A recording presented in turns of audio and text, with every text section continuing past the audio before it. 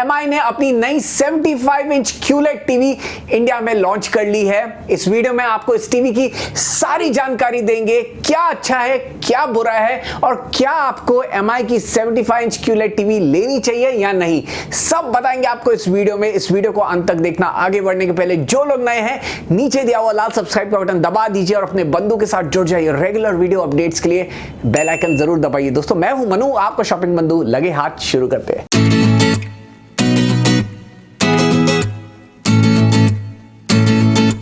दोस्तों, सबसे पहले बात कर लेते हैं इस टीवी के स्पेसिफिकेशंस के बारे में। तो इस टीवी में आपको QLED डिस्प्ले देखने को मिलता है, क्वांटम डॉट डिस्प्ले, साथ ही साथ फुल एरे डिमिंग देखने को मिल जाएगी। 192 डिमिंग जोन्स दिए हुए हैं। इस टीवी में आपको 8 bit plus FRC VA panel देखने को मिलता है, यानी कि 1 बिलियन से भी ज्यादा कलर्स देखने को मिलने वाले हैं। 1000 निट्स की पीक ब्राइटनेस है, 10,000:1 का कॉन्ट्रास्ट रेशियो दिया हुआ है। Dolby vision HDR10 plus HDR 10 HLG का सपोर्ट दिया हुआ है और साथ ही साथ इस टीवी में आपको 120 हर्ट्ज का रिफ्रेश रेट देखने को मिलता है। MEMC का सपोर्ट भी मिल जाता है। तो बहुत ही बढ़िया स्पेसिफिकेशंस के साथ आ रही है ये टीवी। ऑडियो की बात करें तो इस टीवी में आपको 30 वॉट का ऑडियो सुनने को मिल जाएगा। साथ ही साथ इस टीवी में 6 स्पीकर सेटअप है, 4 स्पीकर्स है, 2 ट्वीटर्स है और डॉल्बी ऑडियो का सपोर्ट दिया हुआ है इस टीवी में। इस टीवी में आपको 2 GB का रैम और 32 GB स्टोरेज मिल जाता है। एंड्रॉइड 10.0 के साथ आती है ये टीवी। तो बहुत ही बढ़िया स्पेसिफिकेशंस के साथ आ रही है। लुक्स की बात करें तो काफी बढ़िया लुक्स है। इस टीवी में आपको 3 साइड ऑलमोस्ट बेजललेस देखने को मिलते हैं। नीचे के साइड में आपको थोड़ा सा मीडियम साइज बेजल देखने को मिल जाता है। साथ ही साथ इस टीवी में बॉक्स में आपको टेबल टॉप स्टैंड आता है। अगर आपको वॉल माउंट चाहिए तो आपको एडिशनल खरीदना पड़ता है। इस टीवी का जो सबसे मेन स्पेसिफिकेशन है वो है इसका प्राइस। करंटली मार्केट में ये आपको 1,20,000 रुपीज में मिल रही है। अब बात कर लेते हैं इस टीवी के प्रोज एंड कॉन्स के बारे में। इस टीवी का सबसे मेजर प्रो यानी कि सबसे बढ़िया चीज है इसका डिस्प्ले। 1000 निट्स की पीक ब्राइटनेस, 10,000:1 का कॉन्ट्रास्ट रेशियो।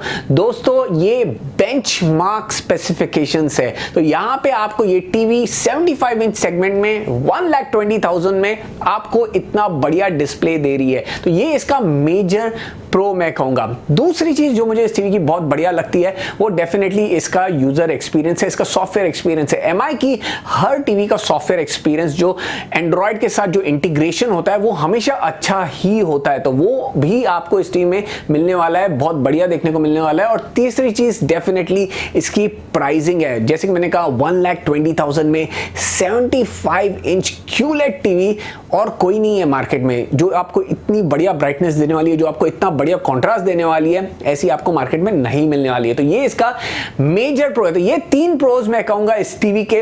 अब कॉन्स की बात कर लेते हैं। दोस्तों, इस प्राइसिंग पे डेफिनेटली टीवी में कॉन्स निकालना सही नहीं होगा, लेकिन फिर भी अगर एक कॉन मुझे बताना हो तो मैं कहूंगा, हालांकि इस टीवी में आपको एक HDMI 2.1 पोर्ट मिलता है जो ऑटो लो लेटेंसी मोड और साथ ही साथ एनहांस आर्क को सपोर्ट करता है, लेकिन इस टीवी में आपको वेरिएबल रिफ्रेश रेट का सपोर्ट नहीं है। तो अगर आप सोच रहे थे कि हम लेटेस्ट प्लेस्टेशन यानी कि PlayStation 5 और Xbox लेके इसमें एक्सपीरियंस को एंजॉय करेंगे तो वो आपको शायद इतना मजा नहीं आएगा, क्योंकि variable refresh rate major feature है लेटेस्ट प्लेस्टेशन और Xbox का। तो वो आप इस टीवी में एंजॉय नहीं कर पाएंगे।